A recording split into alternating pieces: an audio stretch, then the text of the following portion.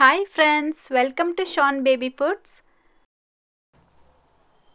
ಇವತ್ತು ಈ ಚಳಿಗಾಲದಲ್ಲಿ ಮಕ್ಕಳಿಗೆ ಮಾಡಿಕೊಡ್ಬೇಕಾಗಿರುವಂಥ ಹೆಲ್ತಿಯಾದ ಚಿಕನ್ ಸೂಪ್ ಯಾವ ರೀತಿ ಮಾಡೋದು ಅಂತ ನೋಡೋಣ. 7 ತಿಂಗಳು ಮೇಲ್ಪಟ್ಟ ಮಕ್ಕಳಿಂದ ಹಿಡಿದು 3 ವರ್ಷ ಒಳಗಡೆ ಇರುವಂಥ ಎಲ್ಲ ಮಕ್ಕಳಿಗೂ ನೀವು ಈ ರೆಸಿಪಿನ ಮಾಡಿಕೊಡ್ಬೋದು. ಮಗುಗೆ ಚಿಕನ್ ಸೂಪ್ ಕೊಡೋದ್ರಿಂದ ಆಗುವಂಥ ಬೆನಿಫಿಟ್ಸ್ನ ನಾನಿಲ್ಲಿ ಹಾಕಿದ್ದೀನಿ, ನೋಡ್ಬೋದು. ಮೊದಲು ನಾನಿಲ್ಲಿ ಅರ್ಧ ಕಪ್ಪಷ್ಟು ಚಿಕನ್ ತಗೊಂಡಿದ್ದೀನಿ. ನಾನಿಲ್ಲಿ ಯೂಸ್ ಮಾಡಿರೋದು ಬೋನ್ಲೆಸ್ ಚಿಕನ್. ನೀವು ಬೇಕಿದ್ರೆ ವಿತ್ ಬೋನ್ ಕೂಡ ಯೂಸ್ ಮಾಡ್ಬೋದು. ಮಗುಗೆ ಚಿಕನ್ ಕೊಡಬೇಕಾದ್ರೆ ಫ್ರೆಶ್ ಆಗಿರುವಂಥ ಚಿಕನ್ನೇ ಉಪಯೋಗಿಸ್ಬೇಕು.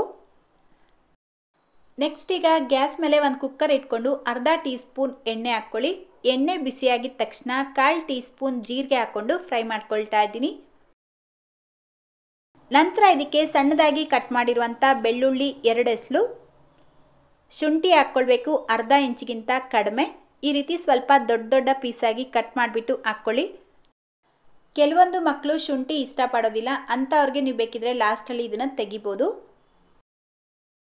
ಈ ರೀತಿ ಫ್ರೈ ಮಾಡ್ಕೊಂಡಿದ ನಂತರ 1 ಟೇಬಲ್ ಸ್ಪೂನ್ ಈರುಳ್ಳಿ ಹಾಕ್ಕೊಂಡು ಮಿಕ್ಸ್ ಮಾಡ್ಕೊಳ್ಳಿ. ಈರುಳ್ಳಿ ಲೈಟಾಗಿ ಫ್ರೈ ಮಾಡ್ಕೊಂಡಿದ ನಂತರ ಇದಕ್ಕೆ ತೊಳೆದಿಟ್ಕೊಂಡಿರುವಂಥ ಚಿಕನ್ ಹಾಕ್ಕೊಳ್ಬೇಕು. ನೀವು ವಿತ್ ಬೋನ್ ಯೂಸ್ ಮಾಡ್ತೀರಾ ಅನ್ನೋ ಹಾಗಿದ್ರೆ ಸ್ವಲ್ಪ ದೊಡ್ಡ ಸೈಜಿನ ಬೋನ್ನ ಯೂಸ್ ಮಾಡಬೇಕು. ತೀರಾ ಸಣ್ಣ ಸಣ್ಣಕ್ಕಿರುವಂಥ ಎಮ್ಕೆನ ಹಾಕ್ಕೊಳ್ಬಾರ್ದು. ಆ ರೀತಿ ಹಾಕ್ಕೊಂಡ್ರೆ ಮಗುಗೆ ನೀವೇನಾದರೂ ತಿನ್ನಿಸ್ಬೇಕಾದ್ರೆ ಚಿಕ್ಕ ಚಿಕ್ಕ ಪೀಸ್ ಏನಾದರೂ ಮಗು ಬಾಯೊಳಗೋದ್ರೆ ತುಂಬ ಕಷ್ಟ ಆಗುತ್ತೆ. ಸೊ ಅದಕ್ಕೋಸ್ಕರ ದೊಡ್ಡ ಎಮ್ಕೆ 1 ಹಾಕ್ಕೊಂಡ್ರೂ ಸಾಕು. ನೋಡಿ, ಈ ರೀತಿ ಸ್ವಲ್ಪ ಹೊತ್ತು ಫ್ರೈ ಮಾಡಿಬಿಟ್ಟು ಟೊಮೆಟೊ ಹಾಕ್ಕೊಳ್ತಾ ಇದ್ದೀನಿ. ಅರ್ಧ ಟೊಮೆಟೊಗಿಂತ ಸ್ವಲ್ಪ ಕಡಿಮೆನೇ ಹಾಕ್ಕೊಂಡು ಮಿಕ್ಸ್ ಮಾಡ್ಕೊಳ್ಳಿ. ಈಗ 3 ಕಾಳು ಮೆಣಸನ್ನ ಜಜ್ಜಿ ಪುಡಿ ಮಾಡಿಬಿಟ್ಟು ಹಾಕ್ಕೊಳ್ಳಿ.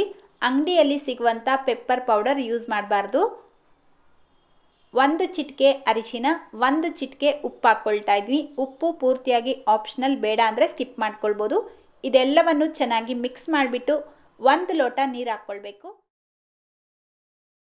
ನೀವು ಇದರಲ್ಲೇ ಬೇಕಿದ್ರೂ 1-2 ಟೇಬಲ್ ಸ್ಪೂನ್ ಅಕ್ಕಿನ ತೊಳೆದ್ಬಿಟ್ಟು ಹಾಕ್ಕೊಳ್ಬೋದು. ಅಂದರೆ ಚಿಕನ್ ಕಿಚಡಿ ಥರ ಬೇಕಿದ್ರೂ ಮಾಡಿಕೊಡ್ಬೋದು, ಅಥವಾ ಸೂಪ್ ಬೇಕಿದ್ರೂ ಮಾಡಿಕೊಡ್ಬೋದು.